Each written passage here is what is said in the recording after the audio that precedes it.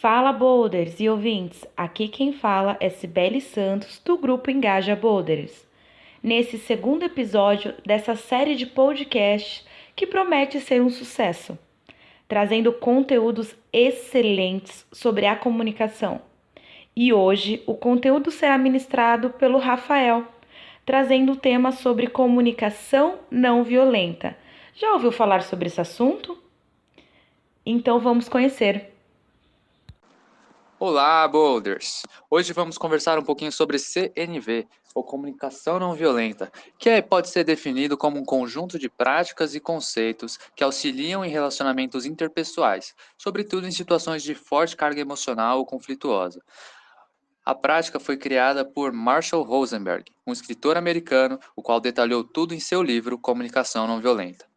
Alguns mitos foram difundidos quando o assunto é CNV, como, por exemplo, algumas pessoas acreditam que a técnica se trata de como lidar com pessoas frágeis, tendo de falar como se estivesse pisando em cascas de ovos. No entanto, a interpretação está bem equivocada e é bem superficial. Primeiramente, a base da comunicação não violenta é o conceito de escuta empática, estar com a pessoa e se dispor a compreender intimamente a sua dor, dando atenção e presença faz parte do processo. Embora não possamos sentir o mesmo sentimento, podemos nos colocar à disposição para escutar com atenção.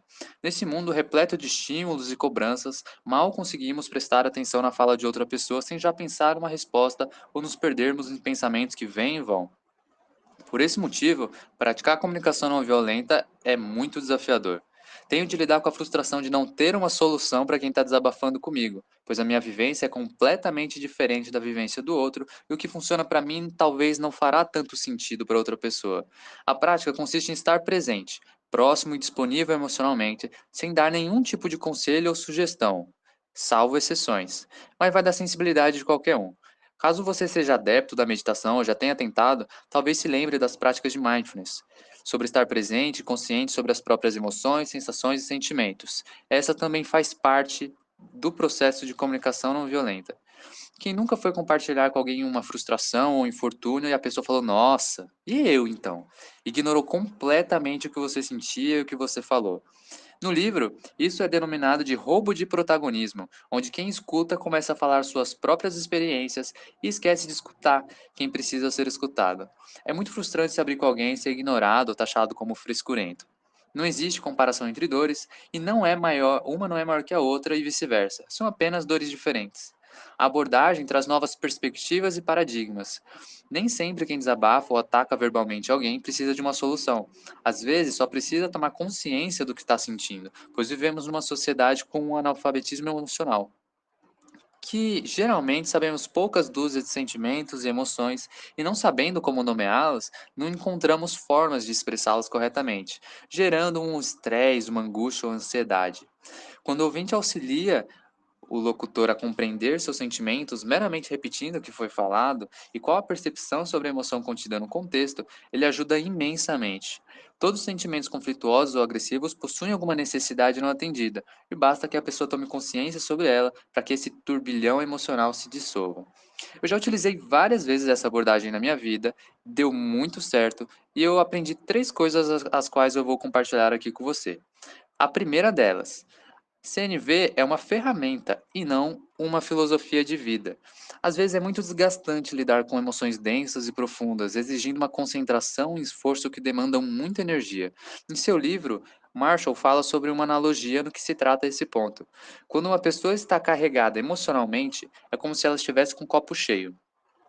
Quando nos dispomos a escutar empaticamente, é como se estivesse disponibilizando um pedaço do nosso copo para acomodar aquela água do copo alheio. Com isso, nosso copo enche e precisamos esvaziá-lo. Se estivermos o tempo todo escutando os outros, deixaremos de nos escutar. É necessário que haja equilíbrio para que ninguém seja prejudicado. Nesse caminho de escuta, talvez encontremos dores profundas, e se faz necessário que a fraternidade de honrar a confiança que a outra pessoa confiou a você. É um processo de cura onde quando se traz luz ao conflito, ele se dissolve e é muito recompensador. Segundo ponto, nem sempre eu estarei disponível e está tudo bem. Tenho que reconhecer que o meu copinho tem um limite, e às vezes não é legal que eu escute a outra pessoa, sendo que eu que preciso de escuta. faz parte. E reconhecer essa necessidade é um ato de sinceridade consigo mesmo e com o outro, para que não vivamos esses casos. Marshall escreve sobre a necessidade de parceiros empáticos. E o que seria isso? Seriam duas pessoas que conversam, que reservam espaço de tempo para que elas possam praticar CNV uma com a outra. Eu tenho uma parceira empática. O nome dela é Juliana e ela está no grupo Florescer do Instituto Bold. Ela já me salvou várias vezes, me auxiliou a dissolver vários conflitos e principalmente aquela nuvem negra que paira às vezes sobre a minha cabeça. Tem vezes que a única coisa que nós precisamos é ser ouvido, esvaziar o copo. Não precisamos de sugestões, conselhos e muito menos de julgamentos. O que a gente precisa é só falar. E aí as coisas vão se clareando e vão ficando mais fáceis. O terceiro ponto é: quem ganha sou eu. E a relação é ganha-ganha. O processo de escuta confere muita confiança e auxilia na construção de vínculos sólidos. Ao praticar, a gente consegue se tornar mais humano, porque a gente consegue reconhecer e relembrar que todos nós sentimos dores. Ter a possibilidade de retirar a armadura que usamos no dia a dia para nos proteger e demonstrar nossa vulnerabilidade não nos torna fracos. Nem é sinal de fraqueza, mas sim sinal de coragem. Pessoas reais também sentem dores, e a dor precisa ser escutada e não abafada. Valores como humildade, força, empatia, respeito e amizade são fortalecidos, nos trazendo novas perspectivas e formas de lidar com as emoções.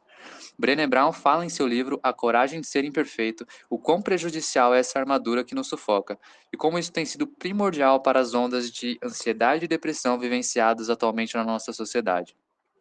Ao se expor para alguém confiável, construímos uma relação ganha-ganha, onde os dois se beneficiam e se relacionam bem. Só tem benefício em construir esse tipo de relação. Bom, caso tenha se interessado, acredito que gostaria muitíssimo do livro Comunicação Não Violenta de Marshall Rosenberg. Eu indico e também indico outros dois livros que somaram nessa resenha, sendo eles A Coragem de Ser Imperfeito, de Brené Brown, um ensaio sobre a vergonha, e Conversas Decisivas, de Carrie Patterson.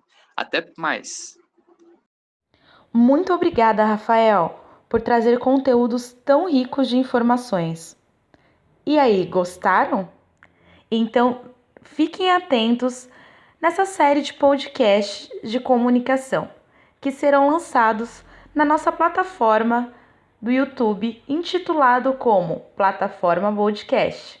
Serão lançados semanalmente 2 episódios, sendo todas as terças e quintas.